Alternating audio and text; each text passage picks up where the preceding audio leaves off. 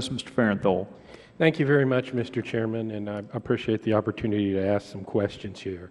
And I'm going to ask for y'all's help in answering what's probably the number one question I get at town hall meetings and people running up to me at the grocery store when I'm back home in Texas. And it goes something like this. And in light of, and you can insert whatever you want, Benghazi, Fast and Furious, the IRS targeting of advocacy groups, NSA overreach. If you like your health care, you can keep it. Varying the terms and waivers of Obamacare. The number one question I get is, what can you do about it? We sent you, Congress, to do something about this. And I've listened today, and I've heard, well, we can enact new laws. Well, that doesn't work if they can't get through the Senate and the President himself won't sign them. We can use the power of the purse. Well, that's pretty much dead. We've heard testimony about that. And in the era of continuing resolutions, we don't have a lot of options there. Well, we could go to the court. We've heard about the standing issue. We've also, even when there is standing, a delay tactic leaves you, probably the president will be termed out by the time any of these court decisions are held. We talked a little bit about elections. I think Chairman Issa brought up the issue, well, with the IRS scandal really interfering with elections, that's kind of off the table. And I'll admit my party didn't do as well as we probably should have in the other election, but we did do well in the 2010 election when historic numbers Congress changed. And then we've also talked about the I word, impeachment, which again I don't think would get past the Senate in the current climate. Am I missing anything? Is there anything else we can do, Mr. Turley? Well, it does paint a dire picture. As we've said before, for years I've encouraged members to consider member standing as a standalone issue of trying to find a way to establish it either constitutionally or through statute to allow members of Congress to have... Okay, so there's one fix to the court system, but you're still not going to get that through in any amount of time. Yeah, to me the most troubling thing is I just published a law review article on recess appointments, which I also testified on. And we forgot that one in the list of...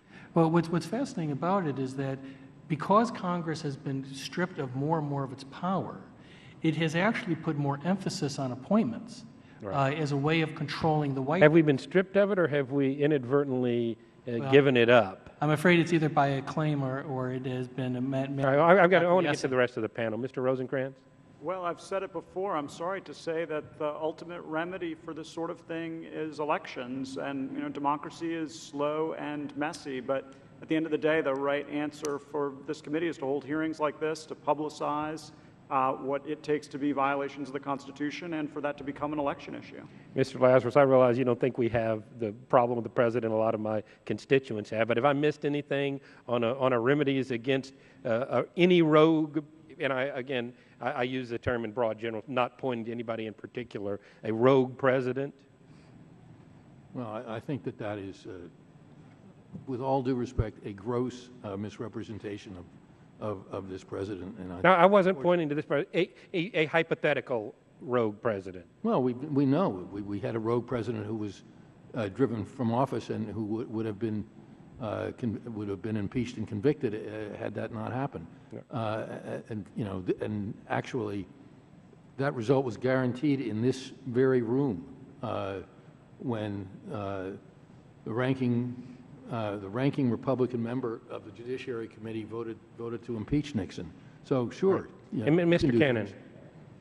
Well, I think what Professors Turley and Rosencrantz said is accurate, or would help member standing. Yes, you have to win elections. Something that hasn't been mentioned is getting Democrats to care about this issue when there's a Democratic president, and getting Republicans to care about these issues when there's a Republican president. And that's one of the things. Right now, I don't know if anyone who's watching this at home has noticed, but all the Democratic members of the committee have left the room. I think they left like 20 minutes. We're 3.5 hours into this hearing. They're obviously not as interested in this as And finally, I think one of our problems here is we have a president right now who is not willing to work with Congress. I think that's what we just had a Democrat walk in. That's not willing to work with Congress. I retract my statement. My apologies. I've talked to a constituent who worked for the Bush White House, whose job it was to lobby with Congress. And I've met with somebody from the Obama administration exactly twice in 3 years.